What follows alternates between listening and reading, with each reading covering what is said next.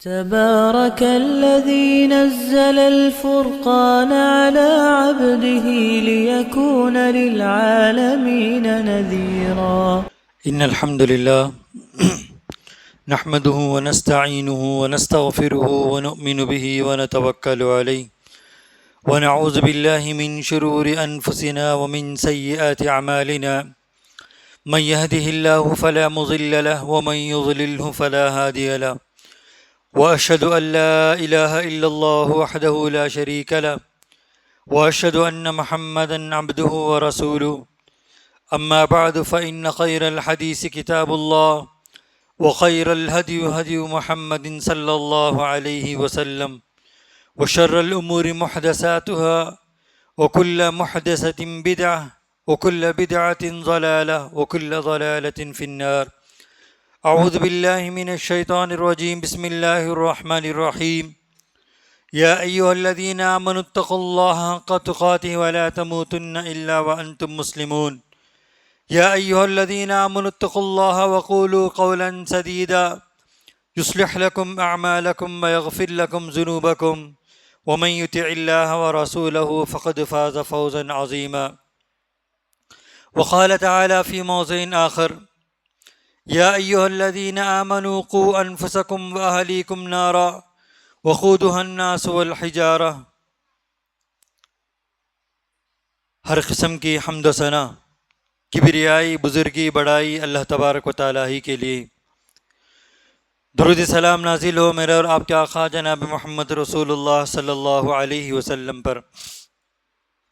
معزز سامعین اکرام، ہم تمام جانتے ہیں کہ اللہ تبارک و تعالیٰ کے فضل و کرم کے بعد اللہ تبارک و تعالیٰ مجھے اور آپ تمام کو عید جیسے خوشیاں بحسن خوبی انجام دینے کی توفیق بخشی، اور ساتھ ساتھ اللہ تبارک و تعالیٰ نے ان دنوں میں حضرت ابراہیم علیہ السلام کی زندگی اور حضرت ابراہیم علیہ السلام کے قربانیاں، حضرت ابراہیم علیہ السلام کی آزمائش، حضرت ابراہیم علیہ السلام کی استقامت اللہ تبارک و تعالی ہم تمام کے لیے ایک نمونے کے طور پر پیش کرتا ہے اور اس سے عبرت حاصل کرنے کی تعلیمات دیتا ہے.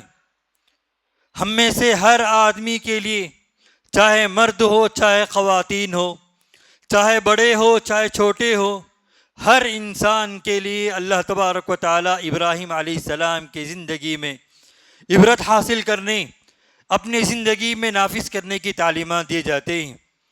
ابراہیم علیہ السلام کی زندگی ہر گوشے پر ہمارے لیے عبرتیں ہیں، ہر گوشے پر ہمارے لیے سبق ہے، تاکہ ہم ابراہیم علیہ السلام کی زندگی کو اپنا کر، ابراہیم علیہ السلام کی قربانی کو اپنا کر، اپنی زندگی میں اپنا کر اللہ تبارک و تعالیٰ سے قربت حاصل کر سکتے ہیں، اپنی زندگی کو ایک بہترین زندگی بنا سکتے ہیں. اسی لیے اللہ تبارک و تعالیٰ قرآن مجید میں ابراہیم علیہ السلام کی اسوے کو اپنانے کی تعلیمات دیا گیا. خود اللہ تبارک و تعالیٰ نے اللہ کے رسول صلی اللہ علیہ وسلم کو انبیاؤں کا سردار بنانے کے باوجود بھی اللہ تبارک و تعالیٰ نے ابراہیم علیہ السلام کے اسوے کو اپنانے کی تعلیمات دی گئی.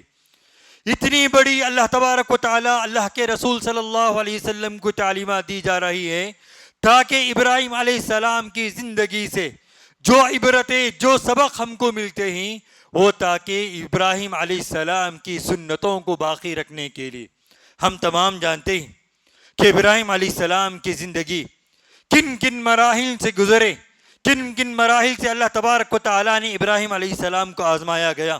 انہی میں سے ایک آزمائش اللہ تبارک و تعالیٰ نے ابراہیم علیہ السلام کو اولاد جیسی نعمتوں کے بارے میں فرمایا کہ ابراہیم علیہ السلام اپنی زندگی کے ادھیڑ عمر کو پہنچ گئے، بڑے عمر کو پہنچ گئے.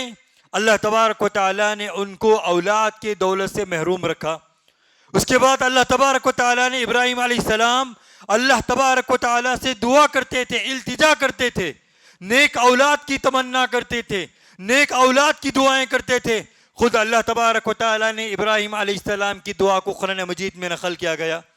اللہ تبارک و تعالیٰ نے ابراہیم علیہ السلام کی دعا کو قبول کیا. اور دعا کو قبول کرنے کے بعد اللہ تبارک و تعالیٰ نے ابراہیم علیہ السلام کو اولاد کی خوشخبری سنائی گئی. اس کے بعد اللہ تبارک و تعالیٰ نے ابراہیم علیہ السلام کو اولاد جیسے عظیم نعمتوں سے نوازا. معزز سامعین کرام، ہم تمام جانتے ہیں کہ اولاد اللہ تبارک و تعالیٰ کی ایک عظیم نعمتوں میں سے ایک نعمت ہے. اگر واقعی اولاد کی قدر معلوم ہونا ہے، واقعی اولاد کی کیا ہے قدر معلوم کرنا ہے، تو ان آدمیوں سے رابطہ کر دیکھ لیجئے، ان لوگوں سے سوال کر دیکھ لیجئے جن کو شادی ہونے کے باوجود اللہ تبارک و تعالیٰ نے اس عظیم دولت سے محروم رکھا گیا ہے. یا ان لوگوں سے سوال کر دیکھ لیجئے جن کو اللہ تبارک و تعالیٰ نے اولاد جیسی نعمتوں سے نوازا، اور پھر اللہ تبارک و تعالیٰ نے اس اولاد کی نعمت کو ان سے چھین لیا. ان لوگوں سے اولاد کی نعمتوں کو پوچھ کر دیکھ لیجئے، واقعی معلوم ہوگی اولاد کی نعمت، اولاد جیسی نعمت ان کے حق میں کیا ہے. لیکن آج اللہ تبارک و تعالیٰ نے مجھے اور آپ تمام کو جس عظیم دولت سے تو نوازا ہے، لیکن کیا ہم نے اللہ تبارک و تعالیٰ کی اس نعمت کی قدردانی کی؟ کیا ہم نے اس نعمت کو اللہ تبارک و تعالیٰ کا شکر بجا لانے کا ذریعہ بنایا؟ کہ ہم سوچنے کا مقام ہے. ابراہیم علیہ السلام اپنی زندگی کے اکثر حصہ گزار دیے اللہ تبارک و تعالیٰ سے اولاد جیسی نعمتوں کے لیے تمنا کرتے تھے، نیک اولاد کی دعا کرتے تھے. جب اللہ تبارک و تعالیٰ نے ان کا اولاد کی خوشخبری سنائی، اولاد جیسی نعمتوں سے نوازا، تو اس کے بعد اللہ تبارک و تعالیٰ نے ابراہیم علیہ السلام کو اولاد کی نعمتوں سے آزمایا گیا. کیا ابراہیم علیہ السلام کو اتنے عمر کے باوجود، اتنے بوڑھے ہونے کے باوجود، اللہ تبارک و تعالیٰ سے التجا کرنے کے باوجود اللہ تبارک و تعالیٰ ان کو اولاد جیسے نعمتوں سے نوازا، تو نوازنے کے بعد فوراً اللہ تبارک و تعالیٰ اولاد کے ذریعے آزمائش میں مبتلا کیا. کیا آزمائش میں مبتلا کیا؟ اللہ تبارک و تعالیٰ قرآن مجید میں کہتا ہے، ابراہیم علیہ السلام اپنے بیٹے کے پاس جاتے ہی اولاد ہونے کے بعد ابراہیم علیہ السلام اور اسماعیل علیہ السلام اپنے عمر کے کیا سن کو پہنچنے کے بعد اللہ تبارک و تعالیٰ ابراہیم علیہ السلام کو خواب میں کیا ہے اپنے بیٹے کو ذبح کرنے کا واقعہ بیان کرتا ہے. باپ اور بیٹے کے درمیان معاملہ ہوتا ہے. باپ ایک طرف بیٹے، بیٹا باپ کے سامنے بیٹا ہے. باپ بیٹے سے درخواست کر رہا ہے، انی ارا فی المنام انی اذبحک فانظر ماذا تری. دیکھ لیجئے کئی سال کے بعد باپ بوڑھا ہو چکا ہے، زندگی کے اکثر کیا لمحات گزار چکے ہیں. اس کے بعد اللہ تبارک و تعالیٰ نے اولاد جیسی نعمتوں سے نوازا، اور نوازنے کے بعد اللہ تبارک و تعالیٰ اسی اولاد کے ذریعے آزما رہا ہے. باپ بیٹے کے درمیان بیٹھے، بیٹے سے باپ سوال کر رہے ہیں، انی ارا فی المنام انی اذبحک فانظر ماذا تری. اے میرے بیٹے، میں نے خواب دیکھ رہا ہوں کہ تم کو ذبح کرتے ہوئے. اگر کوئی باپ ایسے خواب بھی دیکھے، ایسے آزمائش میں مبتلا کرے، کیا اپنے بیٹے سے سوال کر سکتا ہے؟ لیکن باپ نے باپ ہوتے اللہ تبارک و تعالیٰ کی آزمائش ہے، باپ بیٹے سے سوال کرتے ہیں. بیٹے کی تعلیم دیکھ لیجئے، بیٹے کی تربیت دیکھ لیجئے. بیٹے باپ سے جواب دے رہے ہیں، یا ابت افعل ما تؤمر ستجدنی انشاء اللہ من الصابرین. یہ تھے باپ اور اولاد اور والدین کے درمیان کا تعلقات. ابراہیم علیہ السلام کی زندگی سے ہم کو یہی سبق ملتے ہیں کہ اولاد جیسی نعمت ملنے کے باوجود اولاد کی صحیح تعلیم دے، صحیح تربیت دے، کیونکہ اولاد اللہ تبارک و تعالیٰ کی ایک عظیم نعمت ہے. اللہ تبارک و تعالیٰ اولاد کی تربیت کرنے، اولاد کو صحیح تعلیم دینے، اولاد کو بہتر بنانے کی قرآن مجید میں تعلیمات دیا گیا. یہاں تک کہ اللہ تبارک و تعالیٰ نے والدین کو یہ حکم دیا گیا، یا ایھا الذین آمنوا قوا انفسکم واہلیکم نارا. کس تعلق سے فرما رہا ہے؟ جہنم کے آگ سے بچانے کے لیے، جہنم کے ایندھن بننے کے لیے، جہنم سے ایندھن بننے کے بچانے کے لیے اللہ تبارک و تعالیٰ والدین کو حکم دیا رہا ہے، قوا انفسکم، سب سے پہلے اپنے آپ کو، واہلیکم، اپنے اہل و عیال کو، اپنے اولاد کو جہنم کے آگ سے بچانے کی تعلیمات دیا جا رہا ہے. معزز سامعین اکرام، ابراہیم علیہ السلام کے اس واقعے سے ہم کو عبرت حاصل کرنا ہے کہ اللہ تبارک و تعالیٰ نے ہم کو اولاد جیسی نعمتوں سے نوازا ہے، تو ہمارے لیے کیا ضروری ہے کہ سب سے پہلی چیز اللہ تبارک و تعالیٰ قرآن مجید میں اولاد جیسی نعمتوں سے ملنے کے بعد اولاد کی صحیح تعلیم، صحیح تربیت دینے کی تعلیمات دی جاتے ہیں۔ ہم تمام جانتے ہیں کہ اسلام کی پہلی جنگ بدر واقع، وہاں پر قیدی کیا ہے؟ مکے کے لوگ قیدی بن گئے۔ اللہ کے رسول صلی اللہ علیہ وسلم قیدیوں میں سے چھٹکارا حاصل کرنے کے لیے بعض شرائط رکھے گئے کہ یہ اماؤنٹ اگر کسی کے پاس ہے، اتنا رقم جمع کرنے کے بعد قیدی اپنے آپ کو چھٹکارا پا سکتے ہیں۔ انہی شرائط میں سے اللہ کے رسول صلی اللہ علیہ وسلم ایک شرط یہ بھی رکھا گیا کہ جو لوگ تعلیم یافتہ ہیں، جن کے پاس علم ہیں، وہ لوگ مدینے کے بچوں کی تعلیم دیں گے، مدینے کے بچوں کو علم سکھائیں گے، ان کی تربیت کریں گے۔ اگر وہ لوگ ان کو تعلیم سکھائیں گے تو وہ لوگ آزاد ہو جائیں گے۔ معزز سامعین کرام، آج خود اپنا جائزہ لے کر دیکھ لیجئے کہ اللہ تبارک و تعالی ہم کو اولاد جیسی نعمتوں سے نوازا ہے۔ کیا واقعی ہم نے اپنے اولاد جیسے نعمت ملنے کے بعد، کیا اللہ تبارک و تعالی اتنی بڑی انعام ہم کو عطا کرنے کے بعد، کیا ہم نے اس نعمت کی قدر کی؟ کیا ہم نے ان کے حقوق کو ادا کیا؟ کیا ہم نے ان کو قرآن و حدیث کی وہ تعلیمات دی جو تعلیمات اللہ تبارک و تعالی دینے کا حکم دیا گیا؟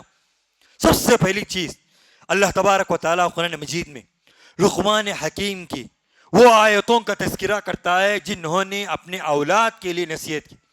سب سے پہلی تعلیمات لقمان حکیم نے اپنے اولاد کو کن باتوں کی وصیت کی؟ قرآن مجید میں اللہ تبارک و تعالی ارشاد فرماتا ہے، یا بنی لا تشرک باللہ ان الشرک لظلم عظیم۔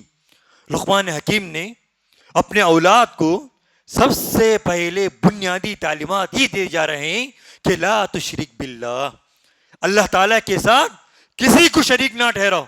ان الشرک لظلم عظیم، بے شک اللہ تبارک و تعالیٰ کے ساتھ کسی اور کو شریک کرنا یہ ظلم عظیم ہے، یہ سب سے بڑا، سب سے خطرناک گناہ۔ آج ہم اپنے اولاد کو کیا توحید کی تعلیمات دے رہے ہیں؟ آج تھوڑی دیر کے لیے ہم اپنے اولاد کے بارے میں سوچ کر دیکھ لیجئے کہ ہم اولاد جیسی نعمت ملنے کے بعد ہم اپنے آپ کو بے قابو کر لیتے ہیں، اپنے آپ کو اتنا بھلا بیٹھتے ہیں کہ اللہ تبارک و تعالیٰ اتنی بڑی نعمت ہم کو عطا کیا ہے بیٹی کی شکل میں یا بیٹے کی شکل میں یا اولاد کی شکل میں، کیا ہم نے ان کے حقوق کو ادا کر رہے ہیں؟ ہم یہ سمجھ لے ہیں، آج ہمارے والدین کا یہ سوچنا ہے کہ والدین اولاد کے حقوق کیا ہیں، کہ والدین اولاد کے حق میں اچھا کھلانا، اچھا پہنانا، ان کے لیے بینک بیلنس جمع کرنا، یا ان کے لیے فیوچر کے کیا ہے مستقبل سنوارنا۔ ہر والدین یہی سوچتے ہیں کہ میرا حق یہی ہے۔ اگر قرآن و حدیث کی روشنی میں اگر ہم دیکھا جائیں، اولاد کے لیے والدین کی دو ذمہ داری ہوتی۔ سب سے پہلی ذمہ داری والدین اولاد کی تربیت میں دو پہلو پر کرنا ہے۔ ایک پہلو اولاد کی ظاہری چیزوں کی اور دوسری چیز اولاد کی باطنی چیزوں کی۔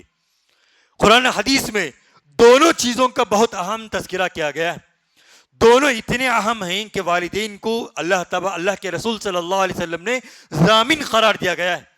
اللہ کے رسول صلی اللہ علیہ وسلم حدیث میں فرماتے ہیں، کلکم راعٍ وکلکم مسئول عن رعیتہ، ہم میں سے ہر آدمی اپنے اپنے جگہ پر مسئول ہوں گے اپنے اپنی ذمہ داری کے۔ والدین ہیں اولاد کے حق میں اللہ تبارک و تعالیٰ کے پاس مسئول ہوں گے، ذمہ دار ہیں والدین اپنے اولاد کے سلسلے میں۔ تو اسی لیے ہم میں سے ہر آدمی کو چاہیے کہ اپنے اولاد کا ظاہری اور باطنی کی فکر کریں۔ ظاہری کیا ہے؟ اولاد کے صحت کا، اولاد کے کیا حلیے کا، اولاد کے لباس کا، اس طریقے سے اولاد کے ظاہری جو بھی نشو نما ہوتے ہیں ان تمام کی فکر کرنا والدین کے لیے بے حد ضروری ہے۔ لیکن آج الحمدللہ ثم الحمدللہ ہم میں سے اکثر والدین اپنے بچوں کے ظاہری کا بہت فکر کرتے ہیں۔ یہ اسلامی تعلیمات ہے، فکر کرنا ہی ہے، لیکن باطنی معاملہ آتا ہے تو یہاں اپنے والدین غفلت برتتے ہیں، سستی برتتے ہیں، جس کی وجہ سے اولاد کے اندر بگاڑ پیدا کرتے ہیں۔ خود اللہ تبارک و تعالی قرآن مجید میں لقمان حکیم کی آیتوں میں ہم کو یہی وصیت ملتے ہیں کہ باطنی فکر کرتے تھے. کیا فکر کرتے تھے؟ سب سے پہلے وہ تعلیمات دیتے تھے، یا بنی لا تشرک باللہ ان الشرک لظلم عظیم. اٹھا کر دیکھ لیجئے 4-5 آیتیں، 6-7 آیتیں لقمان حکیم اپنے اولاد کو کتنی بہترین وصیت کرتے.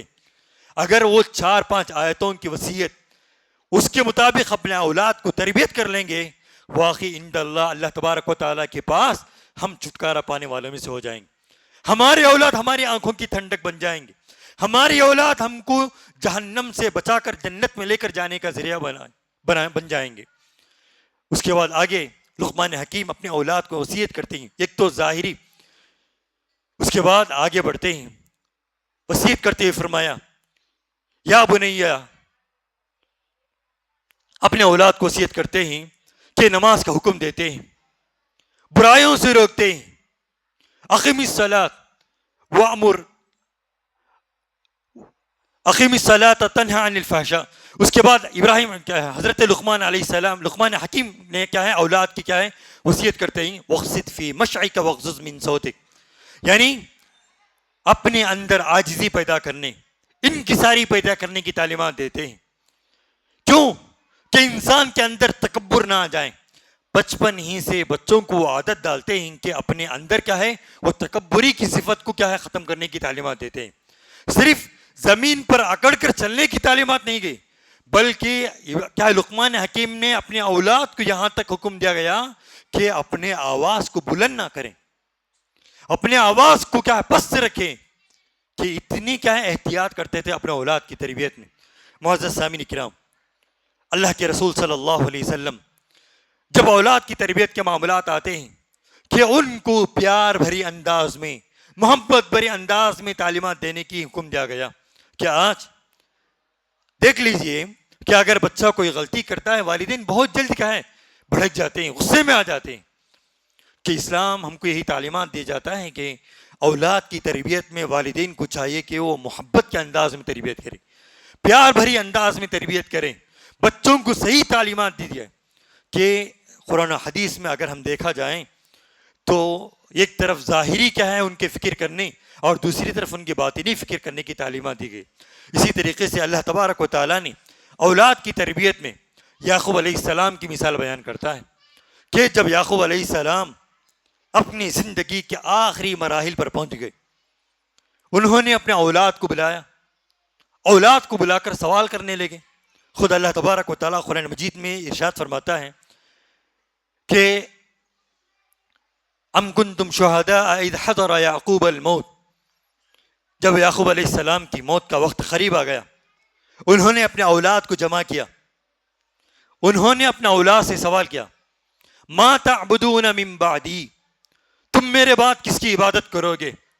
یعنی ایک نبی ہونے کے باوجود، تو پوری نسل کیا ہے نبوت ملنے کے باوجود، دینداری بنانے کے باوجود، دین پر استقامت ہونے کے باوجود، اولاد کے سلسلے میں والدین کتنا فکر کرتے ہیں. دیکھ کہ اولاد سے سوال کر رہے ما تعبدون من بعدی، تم میرے بعد کس کی عبادت کرو گے. قالوا نعبد الہک و الہ آبائک ابراہیم و اسماعیل و اسحاق الہ واحدا. یعنی ہم اس پروردگار کی عبادت کریں گے جو ابراہیم علیہ السلام کے رب ہیں، اسماعیل علیہ السلام کے رب ہیں، ان انبیاءوں کے پروردگار کی عبادت کریں گے. یہ تھے اولاد کی تربیت. معزز سامعین کرام، آج تھوڑی دیر کے لیے سوچ کر دیکھ لیجئے کہ ہم والدین ہونے کے ناحیے سے کیا واقعی ہم ہر سال ابراہیم علیہ السلام کی سیرت کو پڑھتے ہیں، ابراہیم علیہ السلام کے واقعات کو دہراتے ہیں، ابراہیم علیہ السلام کے قربانیوں کو یاد کرتے ہیں، ابراہیم علیہ السلام کی سیرت کو پڑھتے ہیں، ابراہیم علیہ السلام کی سیرت کو پڑھاتے ہیں، ابراہیم علیہ السلام کی سیرت کو سنتے ہیں. کہ ان تمام کے باوجود کیا واقعی ہم نے ابراہیم علیہ السلام کی جو سنت ہے اپنے اولاد کے سلسلے میں، کیا ہم نے اس سنت کو اپنایا؟ کیا ہم نے اپنے اولاد کو وہ طور و طریق سکھایا جو قرآن حدیث میں ہم کو سکھانے کی تعلیمات دی گئی؟ قرآن حدیث میں اولاد کی تربیت کے سلسلے میں اولاد کو عبادتوں پر ابھارنے کی تعلیمات دی گئی، اولاد کو نماز کی پابندی کرنے کی تعلیمات دی گئی، عبادت میں آگے بڑھانے کی تعلیمات دی گئی. کیا ہم آج دیکھ سکتے ہیں، افسوس کے ساتھ کہنا پڑ رہا ہے، کتنے ایسے والدین ہیں صف اول کی پابند، ہر 5 وقتہ نماز میں صف اول کی پابندی، لیکن اولاد بے نمازی، اولاد مسجدوں سے محروم، اولاد دیندار سے محروم، اولاد دینی تعلیمات سے محروم، اولاد اللہ اور اللہ کے رسول صلی اللہ علیہ وسلم کی تعلیمات سے محروم، اور فرائض اور سنتوں سے محروم۔ آج ہمارے والدین کا یہ حال ہو چکا ہے، کیونکہ اللہ تبارک و تعالی اس نعمت کے بارے میں کل قیامت کے دن ہم میں سے ہر آدمی سے سوال کرے گا، ہر والدین سے سوال کرے گا، میں نے اولاد جیسی نعمتوں سے نوازا، تم نے اولاد کی کہاں تک تعلیمات دی گئی، کہاں تک تربیت دی گئی؟ معزز سامعین کرام، ایک طرف اولاد کو تعلیمات دینا ہے، دوسری طرف اولاد کی صحیح تربیت دینا ہے۔ قرآن حدیث میں دونوں کی بڑی اہمیت بیان کی گئی۔ صرف اگر والدین اولاد کی تعلیم کی کیا بندوبست کرتے ہیں، اگر تربیت پر زور نہیں دیتے ہیں، یہ اولاد والدین کے لیے راحت نہیں بنیں گے، یہ اولاد والدین کی آنکھوں کی ٹھنڈک نہیں بنیں گے، جب تک کہ والدین اولاد کو تعلیم کے ساتھ تربیت پر زور نہ دیں۔ اسی لیے بچوں کو بچپن ہی سے شرک کی قباحت بتانا چاہیے، شرک سے بیزارگی کی کیا ہے اظہار کرنا چاہیے، اور خاص کر قرآن و حدیث میں والدین کے لیے اولاد کی تربیت کے سلسلے میں ایک اہم نکات بیان کرتا ہے کہ اولاد کی تربیت اگر آپ چاہتے ہیں، اگر ہمارا بچہ دیندار بننا چاہتا ہے، ہمارا بچے کو دیندار بنانا چاہتے ہیں، ہمارے بچے کو قرآن و حدیث کی پابند بنانا چاہتے ہیں، سب سے پہلے قرآن ہم کو یہی حکم دیا جاتا ہے کہ والدین کردار سازی کرے۔ والدین کو چاہیے کہ اپنے آپ کو ایک صحیح مسلمان بنائیں، اپنے آپ کو صحیح کہیں کہ مسلمان بنائیں۔ اگر آج والدین اپنے آپ کو ایک بہترین کردار سازی بنائیں گے کہ اولاد کو صحیح تعلیم دے سکتے ہیں، کیونکہ آج اس کے برعکس ہو گیا، ہم اولاد کو نماز کی پابند بنانا چاہتے ہیں جبکہ والدین نماز کی پابند نہیں کرتے، اولاد کو جھوٹ کی قباحت بتا رہے ہیں لیکن اولاد کے سامنے والدین جھوٹ بولتے ہیں، اولاد کو گناہوں سے روکنا چاہتے ہیں جبکہ والدین گناہوں سے نہیں رکتے۔ کہاں سے اپنے اولاد پر اثر کرے گا؟ آپ سیرت کا مطالعہ کر کر دیکھ لیجئے، چاہے انبیاؤں کی اولاد لے لیجئے، چاہے صحابہ کی اولاد لے لیجئے، انہوں نے اپنے اولاد کی تربیت کیسے کی؟ خود صحابہ نہیں بلکہ صحابیات کی اولاد کو اٹھا کر دیکھ لیجئے کہ صحابیات نے اپنے اولاد کی تربیت میں کتنا بڑا رول ادا کیا۔ آپ معلوم ہے جنگ قادسیہ میں صحابیہ نے اپنی آنکھوں کے سامنے 4 اولاد کو شہید ہونے کا موقع عطا کیا۔ یہ تربیت دی تھی، یہ تعلیمات دی تھی۔ آج ہم میں سے ہر آدمی کو چاہیے کہ ہم صرف یہ سمجھ جاتے ہیں کہ بقرعید آتے ہی، عید الاضحیٰ آتے ہی ہم اچھے جانور خریدیں گے، اللہ تبارک و تعالیٰ کے راستے میں ذبح کر دیں گے، ہم ایک فریضے ایک سنت کو ادا کر دیں گے، ہماری ذمہ داری ادا ہو جائے گی۔ معزز سامعین کرام، ابراہیم علیہ السلام کی زندگی ہمارے لیے ہر پہلو پر ایک کیا ہے آئیڈیل رکھتا ہے، ہر پہلو پر ہمارے لیے ایک سبق دیتا ہے کہ انہی میں سے ایک اپنے اولاد کی صحیح تعلیم، صحیح تربیت دینا ہے۔ اگر واقعی ہم اپنے اولاد کی بچپن ہی سے ان کو دینی تعلیمات سے آراستہ کریں گے، دینی تربیت سے آراستہ کریں گے، یہی اولاد ہمارے لیے کل جہنم سے چھٹکارے اور جنت میں لے کر جانے کا ذریعہ بنیں گے۔ کیونکہ اللہ تبارک و تعالیٰ قرآن مجید میں اولاد کے سلسلے میں کیا فرمایا؟ ان من ازواجکم و اولادکم عدو لکم فاحذروہ، بے شک یہ تمہارے اولاد، تمہارے بیویاں تمہارے لیے ایک آزمائش ہے، یہ تمہارے دشمن ہیں، تم اس سے پرہیز کرو گا۔ اگر ہم اس کو صحیح تعلیمات نہیں دیں گے، صحیح تربیت نہیں کریں گے، یہی اولاد ہمارے لیے وبال جان بنیں گے، یہی اولاد ہم کو جہنم رسید کریں گے۔ اسی لیے قرآن مجید میں اور احادیث میں اللہ کے رسول صلی اللہ علیہ وسلم اولاد جیسی نعمت ملنے کے بعد اس کا صحیح استعمال کرنے، اس کو صحیح تعلیم دینے، صحیح تربیت دینے کی تعلیمات دی گئی۔ سب سے پہلے اور سب سے بنیادی چیز والدین کو چاہیے کہ اپنے اولاد کے سامنے اپنے کردار سازی کریں، اپنے کردار کو بنائیں، اپنے اخلاق کو بہتر بنائیں۔ وہ اولاد کو نماز کی پابندی بنانے سے پہلے والدین کو چاہیے کہ نماز کی پابندی کریں، اولاد کو نفل روزہ رکھنے سے پہلے والدین کو چاہیے کہ نفل روزہ رکھ کر اولاد کو کیا ہے اس کی پابندی بنائیں۔ کیونکہ بچے بڑوں کی کیا ہے نقل کرتے ہیں، بچے بڑوں کو دیکھ کر سیکھتے ہیں۔ اگر گھر کے بڑے کے اندر دینداری ہو، امانت داری ہو، دین پر پابندی ہو اور توحید ہو، موحد زندگی گزاریں اور شرک سے دوری ہو، تو بچے کے اندر بھی وہی دینداری پیدا ہوں گے، جیسا کہ ابراہیم علیہ السلام کے اولاد اسماعیل علیہ السلام نے تربیت دیے تھے، تربیت پائے تھے. باپ اپنے بیٹے کو قربان کرنے کے لیے، قربانی دینے کے لیے تیار ہے، اور بیٹا باپ کے بات کو سن کر قربان ہونے کے لیے تیار تھا. یہ تھے باپ بیٹے کے درمیانی تعلقات. آج ہم میں سے ہر آدمی کو چاہیے کہ اپنے اولاد کے درمیان وہ تعلقات رہیں، وہ دینداری رہیں جو دینداری اللہ تبارک و تعالیٰ چاہتا ہے. وہ دینداری پیدا کریں جو دینداری اللہ اور اللہ کے رسول صلی اللہ علیہ وسلم نے چاہتے ہیں. کیونکہ آج دینداری کی بنیاد پر والدین اولاد کے درمیان تعلقات ہونا چاہیے. کتنے افسوس کے ساتھ کہنا پڑ رہا ہے کہ آج اتنے ایسے والدین آپ کے سامنے ملیں گے جو والدین نہ تو اولاد کے ساتھ بات کرتے ہیں، نہ تو اولاد والدین کے ساتھ بات کرتے ہیں.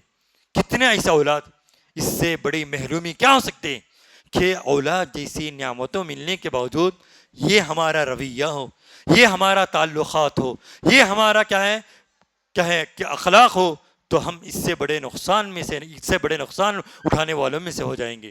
معزز سامعین کرام، خلاصہ کلام یہ ہے کہ اولاد ہمارے لیے عظیم نعمتوں میں سے ایک نعمت ہے.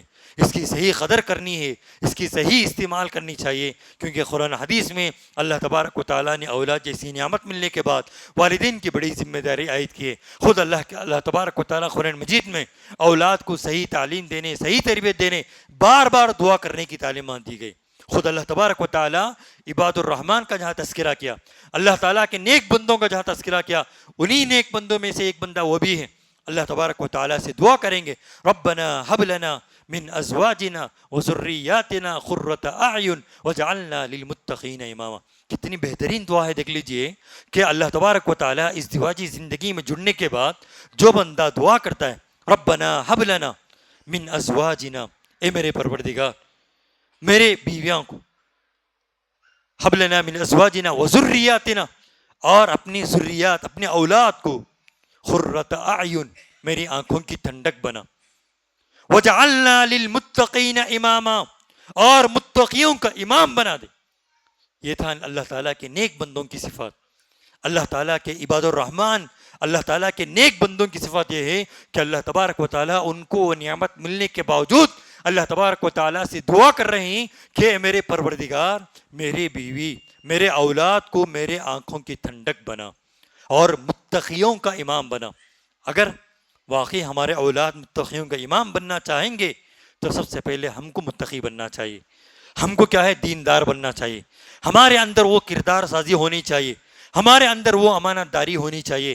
اگر باپ ایک دیندار ہو، باپ کے اندر وہ کیا ہے دینداری ہو، وہ امانت داری ہو، وہ کیا ہے اللہ تبارک و تعالیٰ کی تعلیمات اپنے اولاد کے کیا والدین کے اندر ہو، تو ضرور اپنے اولاد کی صحیح تعلیمات دیں گے، صحیح تربیت دیں گے.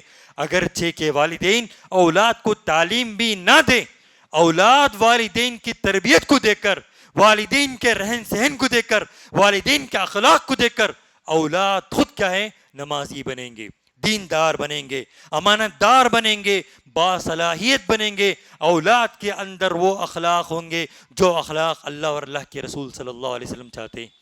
معزز سامعین کرام، سب سے پہلے والدین کے لیے حکم دیا جا رہا ہے کہ والدین اپنے اندر وہ دینداری پیدا کریں.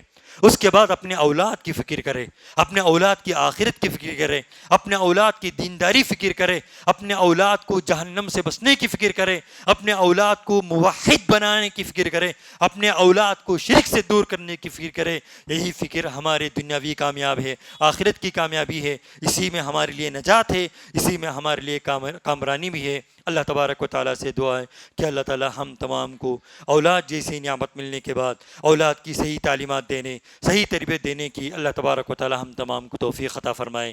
اللہ تبارک و تعالیٰ ہم میں سے ہر والدین کو سب سے پہلے اپنے اندر دینداری پیدا کرنے کی توفیق عطا فرمائے، سب سے پہلے اپنے اندر با اخلاق ہونے کی توفیق عطا فرمائے. اللہ تعالیٰ اپنے اولاد کو نیک بنائے، صالح بنائے، اپنے والدین کے لیے، اپنے گھر والوں کے لیے، اپنے محلہ والوں کے لیے، اپنے بستی والوں کے لیے آنکھوں کی ٹھنڈک، دل کا سرور بنانے کی توفیق عطا فرمائے. آمین. ربنا تقبل منا انک انت السمیع العلیم وتب علینا انک انت التواب الرحیم.